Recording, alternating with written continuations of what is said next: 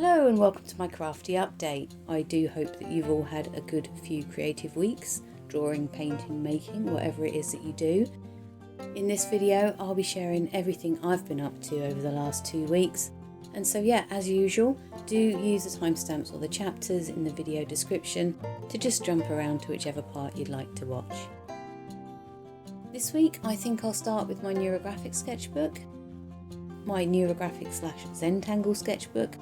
I do need a new name for this sketchbook, really.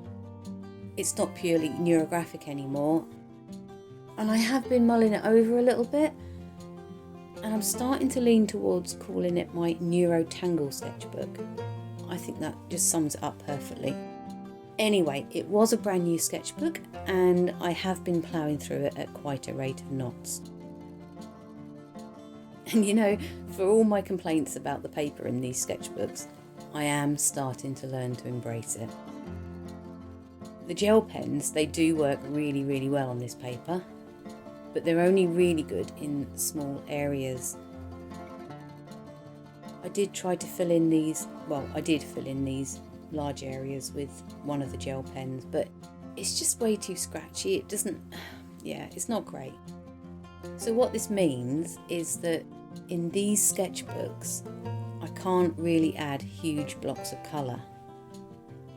That's fine, I've kind of accepted that now, and what with learning some of the Zentangle patterns, I'm quite happy to stick with some more, I suppose, intricate designs. It has taken me out of my comfort zone a little bit, because I have really enjoyed using the drawing inks for my Neurographic art. But you know, you've got to adapt sometimes, and I'm adapting and I'm embracing the challenge with the gel pens. And I did pick up another pack of gel pens from Hobbycraft. Yes, my go-to place. It's just handy, it's just local. I don't go there every week normally. It does seem like I'm going there every week at the minute. But yeah, I just picked up their own brand 10-pack. They cost £3.50. And they're actually really nice. I love the colours. I mean, they're not quite as smooth to apply as the Bic gel pens. The Bic ones rolled on really lovely. The only downside so far is that they're not going to last me very long. This purple pen I hadn't used yet, and the gold one I'd only used on this one drawing, and you can see the amount of ink that I used in one sitting. Still, you know, they're inexpensive and they do bigger packs that are better value, so it's quite likely that next time I go to Hobbycraft I might get the larger pack. But I'll use these ones up first. I'm going to try and abstain from Hobbycraft for at least another 7 days. We'll see if that happens. It's just local and it's convenient, and there's always something you need, isn't there? Always. I need a putty rubber as well. Anyway, I'm not going to go to Hobbycraft for 7 days. That is just, no, I'm not going to do it. We'll see. So yeah, my sketchbook, mostly I've been pulling out patterns from the Zentangle practice still. And I have been referring to a few of my older sketchbooks as well, just because there were some designs that I really kind of wanted to revisit, and the gel pens are good for those designs. So that's pretty much all of my progress on the Neurographic sketchbook.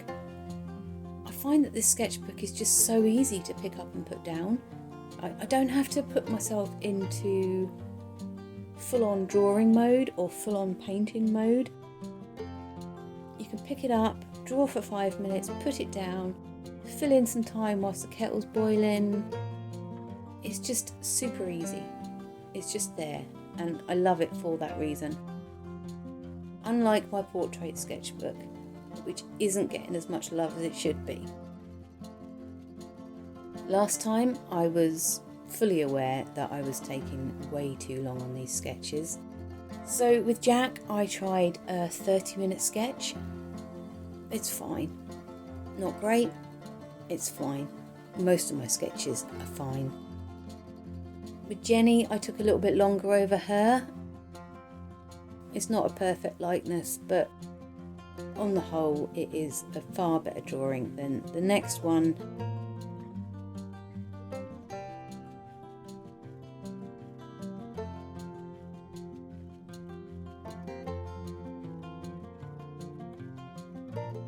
Ian, whom I really tried to do a quick sketch of, and it shows. This sketchbook is the polar opposite of my Neurographic sketchbook. I have to think, I have to look, I have to work my brain, and I find it hard to do. So that's why progress is quite slow on it. But again, I'm not going to give up. I am going to go back to taking as long as I want on a drawing. So even if I just do one drawing, there's no pressure, there's no rush, is there? You know.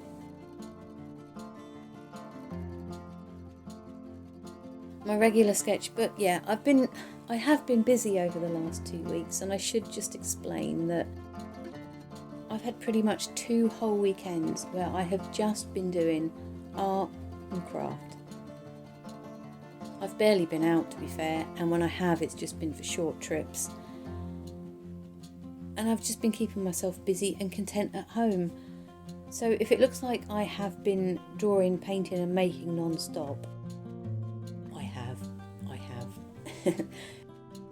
Anyway, so this was another brand new sketchbook. It's the same CY-A5 as I had before. But I have decided in this sketchbook that I'm only going to draw and paint on the right hand side of each pair of pages.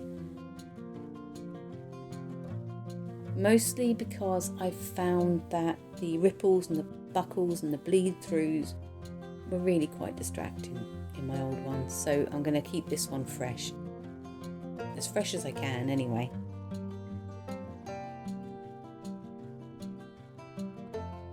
On the next 2, I dug out my Lonely 3 watercolour pencils.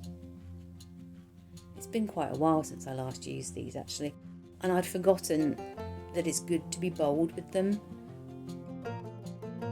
And I did try and be a bit bolder on the second one.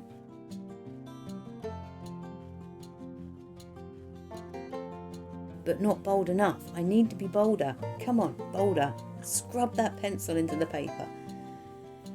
Anyway, I went back to my watercolour paints for the last one because I wanted to try out some tips that I picked up, and I'll talk about that in the watercolour section next.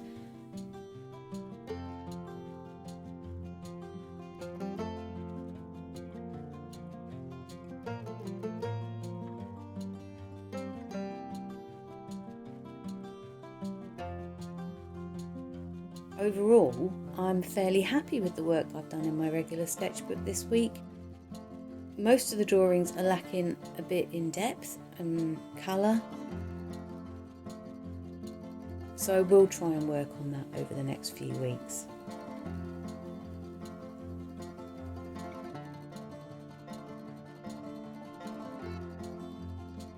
The watercolour painting, oh dear, it's not going well at all.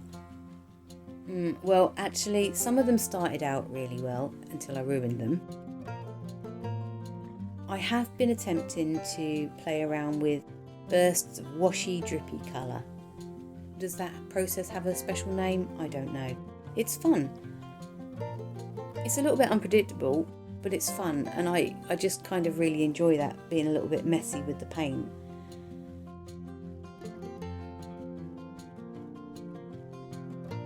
But the bottom line is, watercolour painting is hard. I think the biggest issue is that you can't correct your mistakes. You can rub out a pencil line, you can paint over acrylic paint, but with watercolour, every single brush stroke has to be right. You get one chance, don't you? It's crazy. And that means that you've got to really measure up what you're doing and where you're going. And you've got to get it right first time. And I struggle with that. So the things that I've learned about watercolour this week include, once you've painted something, don't go add into it until it's completely dry. Mix once, paint once, dry once. I have tried this in my sketchbook and it does work. It gives a much better, more controlled painting technique. I mean, it's not the wishy-washy style that I'd love to be able to do, but it does give me a lot more control over my picture, I suppose. I've also learned that I really don't need to be using quite as much water as I have been using. I don't need to keep every area wet because I'm not allowed to go back and rework it. Paint once, leave to dry. That's my new mantra. The other thing is to pick a brush that's suitable for the area that you're going to paint. Sounds obvious, but it's not something I have routinely been doing. And the last tip was an absolute genius tip, and that was if you want to darken a colour, mix it with its colour wheel opposite.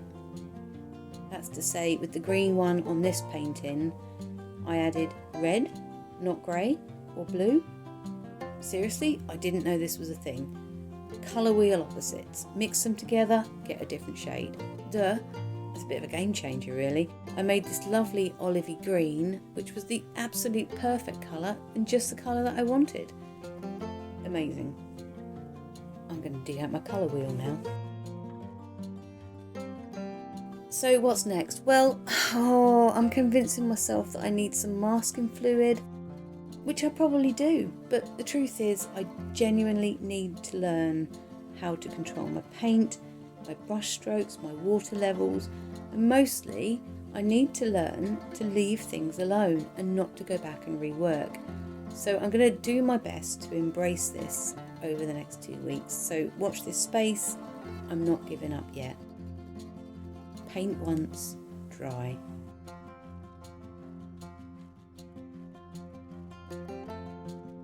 I've also made a start on making an art journal.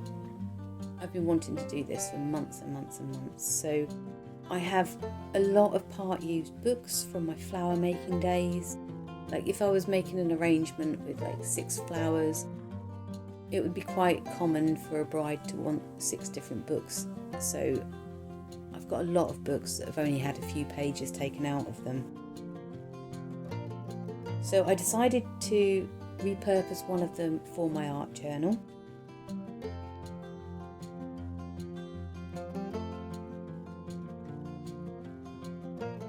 And all I've done so far is paint over the cover with a little random tester pot that I got from B&Q many years ago.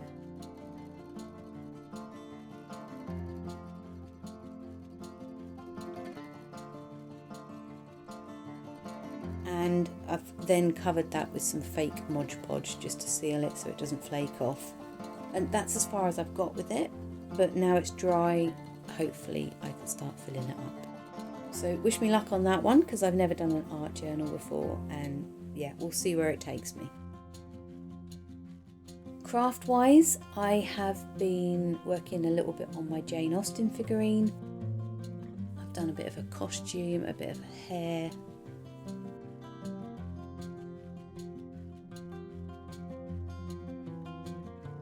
It takes time. Progress is slow, but it's still progress. And I'll do a little bit every week, and yeah, we'll see where she's at in 2 weeks' time.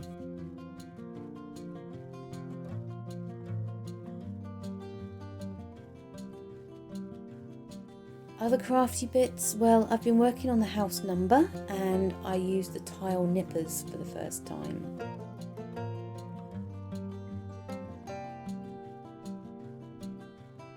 Which is surprisingly hard work actually.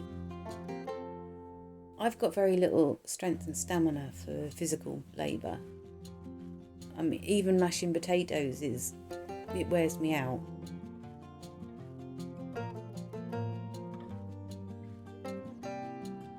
But she is ready for grouting now. I had originally thought that I'd try the waterproof poly filler on this tile, but I decided I should probably test it out on something else first, so I did make up another mosaic photo frame. I used the blue tiles that I was mistakenly sent by Mosaic Heaven. They never got back to me to send me the right colour, the colours I actually ordered. So I thought, since I didn't really want these blues, I'd just make up a frame. And I was a bit disappointed that the polyfillet came out a bluey grey colour. I was expecting it to be white. It's also a little bit thicker than grout, so it's a little harder to work with. And so I've just decided I'm going to use regular grout on the number plate, and I'll use a sealer and a varnish on the top. So that's my job for the next few days. So that's pretty much it from my neck of the woods. Health-wise, I'm doing okay. I had a few rough days at the start of the fortnight, but yeah, so long as I don't overdo it, I can get through, a whole day without feeling too tired and too exhausted. So that's fabulous. My medications, they're working, they're doing their job. I do feel tired if I overdo it, so I do have to be very careful. I'm limiting my walks to 2 a week now, mostly because they do really wear me out and I get tired very quickly, almost immediately.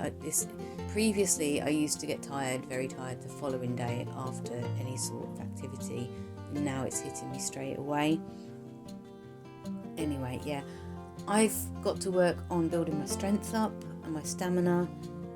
My rheumatology nurse did say that would take quite some time, and I'm just going to count my blessings that I'm pain-free and, I have the time to do my art and crafts, so that's a wonderful thing. So coming up over the next 2 weeks, there will be a couple more full process Neurographic videos, and I'll be giving oil pastels a try. So if you're not already subscribed and you'd like to see those, then do hit that button. So yeah, thank you very much for joining me this week. Do give me a thumbs up if you've made it this far. And yeah, do let me know what you're working on, because it's always good to get a little bit of extra inspiration. I hope you have a fabulous few weeks creating and doing whatever you do. And I'll be back again in 2 weeks with my next crafty update. So until then, stay crafty.